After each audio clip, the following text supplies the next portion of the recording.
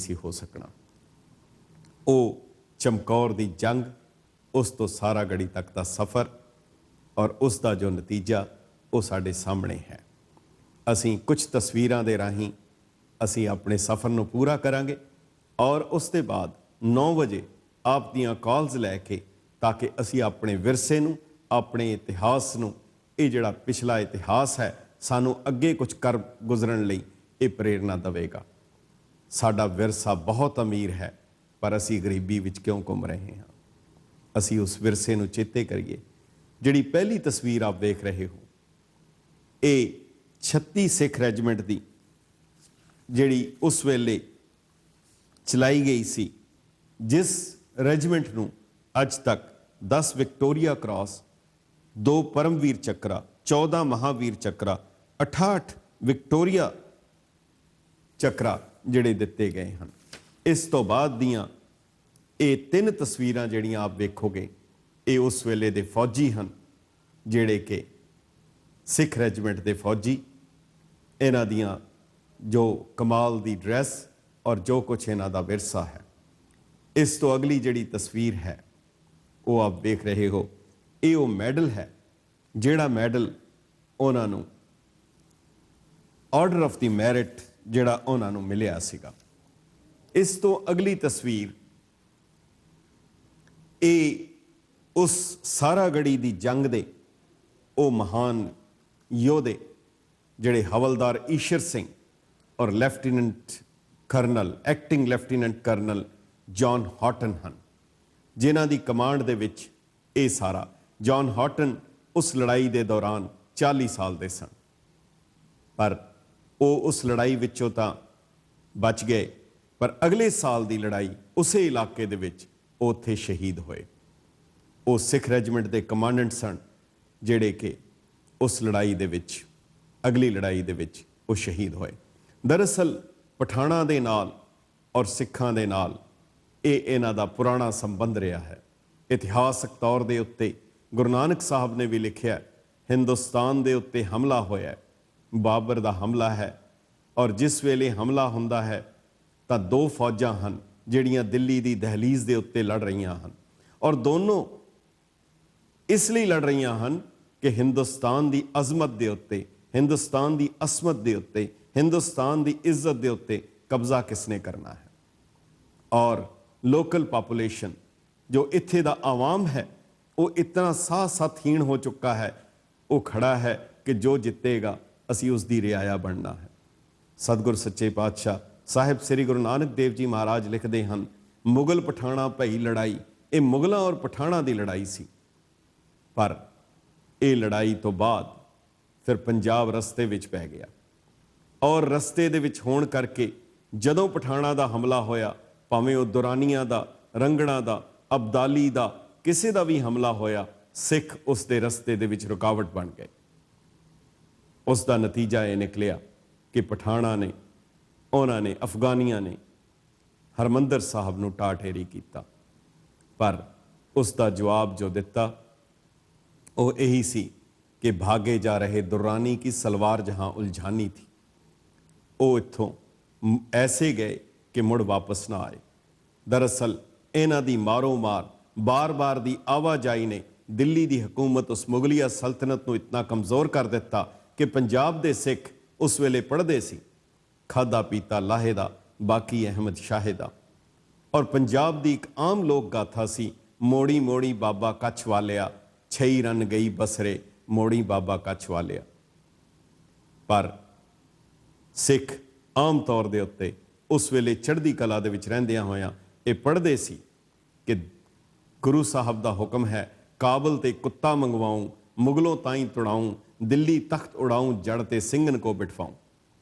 और उन्हां दी आवाजावी दे नाल अखीर दे विच महाराजा रणजीत सिंह ने वो सारा प्रोसैस उसनूं उल्टी गंगा वहा के वो रस्ता हमेशा लिए बंद कर दिता।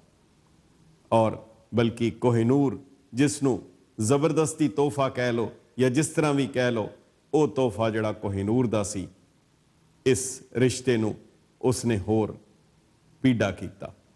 वो शाह शुजा जिहड़ा बादशाह सी अफगानिस्तान दा, उस इलाके दा, उसदे कोलों वो महाराजा रणजीत सिंह ने ਉਹ ਹੀਰਾ ਕੋਹਿਨੂਰ ਹੀਰਾ ਲਿਆ।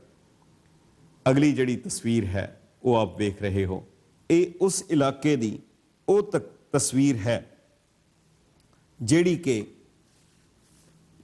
ਦੋ ਕਿਲੇ ਸਨ। ਉਹਨਾਂ ਕਿਲਿਆਂ ਦੇ ਵਿਚਕਾਰ ਗੁਲਿਸਤਾਨ ਔਰ ਲੋਖਾਰਟ ਦੇ ਵਿੱਚ, ਜਿਨ੍ਹਾਂ ਦੀ ਤਕਰੀਬਨ ਇਹਨਾਂ ਦੇ ਵਿਚਕਾਰ ਜਿਹੜੀ ਹੈ ਇਹ ਛੋਟੀ ਜੀ ਪੋਸਟ ਸੀ ਜਿਹੜੀ ਸਾਰਾਗੜੀ ਦੀ ਸੀ। ਪਰ ਇਸ ਦੇ ਉੱਤੇ ਬਾਰ-ਬਾਰ ਹਮਲੇ ਹੁੰਦੇ ਰਹੇ ਔਰ ਅਖੀਰ ਦੇ ਵਿੱਚ ਕਈਆਂ ਨੂੰ ਸ਼ਹੀਦ ਕਰਕੇ, ਪਰ ਉਹਨਾਂ ਨੇ ਉਹ ਪਿਕਟ ਜਿਹੜੀ ਸੀ ਉਹ ਕਾਇਮ ਰੱਖੀ।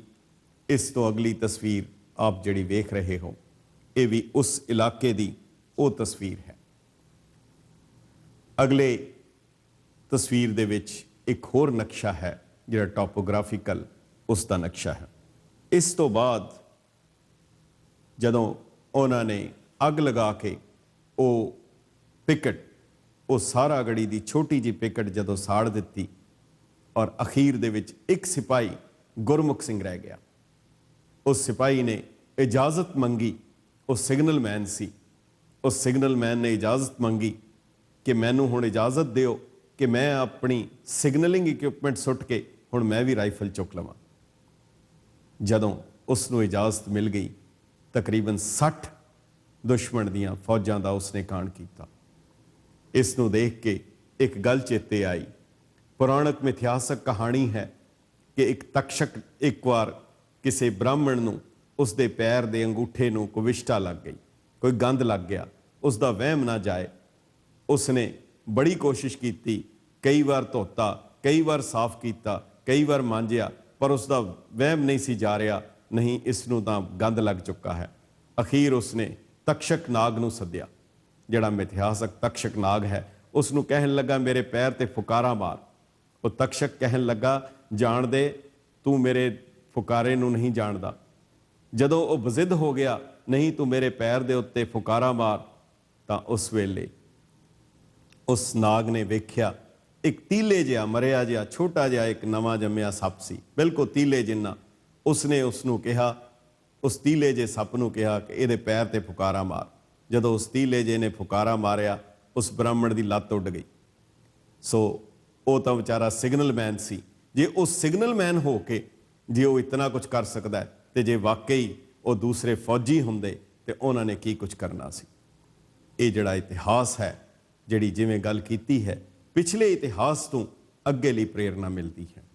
ਜਿਹੜੀ ਅਗਲੀ ਤਸਵੀਰ ਆਪ ਵੇਖ ਰਹੇ ਹੋ, ਇਹ ਔਰ ਇਸ ਤੋਂ ਬਾਅਦ ਦੀਆਂ ਜਿਹੜੀਆਂ ਦੋ ਤਸਵੀਰਾਂ ਹਨ ਜਾਂ ਤਿੰਨ ਤਸਵੀਰਾਂ, ਇਹਨਾਂ ਦੇ ਵਿੱਚ ਉਹ ਪੂਰੀ ਛੋਟੀ ਜਿਹੀ ਗੜੀ, ਉਸ ਨੂੰ ਸਾੜਨ ਤੋਂ ਬਾਅਦ ਜਦੋਂ ਇਸ ਦੇ ਉੱਤੇ ਕਬਜ਼ਾ ਫਿਰ ਵੀ ਸਿੱਖ ਰੈਜੀਮੈਂਟ ਦਾ ਰਿਹਾ, ਉਹ ਫੌਜੀ ਉੱਥੇ ਖੜੇ ਹਨ ਔਰ ਉਹਨਾਂ ਦੀਆਂ ਇਹ ਤਸਵੀਰਾਂ ਹਨ। ਇਸ ਤੋਂ ਅਗਲੀ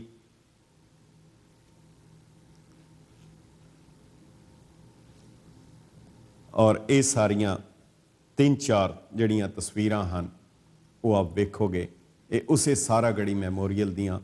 ਇਹ ਕਰਨਲ ਹੌਟਨ ਹਨ, ਜੌਨ ਹੌਟਨ, ਜਿਹੜੇ ਕਿ ਉਸ ਤੋਂ ਅਗਲੀ ਲੜਾਈ ਦੇ ਵਿੱਚ ਇਹ ਸ਼ਹੀਦ ਹੋਏ।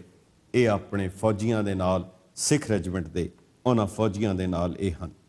ਇਸ ਤੋਂ ਬਾਅਦ ਦੀਆਂ ਜਿਹੜੀਆਂ 4 ਤਸਵੀਰਾਂ ਹਨ, ਇਹ ਉਸ ਇਲਾਕੇ ਦੀਆਂ ਹਨ, ਜਿਹੜੀਆਂ ਕੁਝ ਤਸਵੀਰਾਂ ਕਰਨਲ ਹੌਟਨ ਨੇ ਖੁਦ ਖਿੱਚੀਆਂ ਸਨ।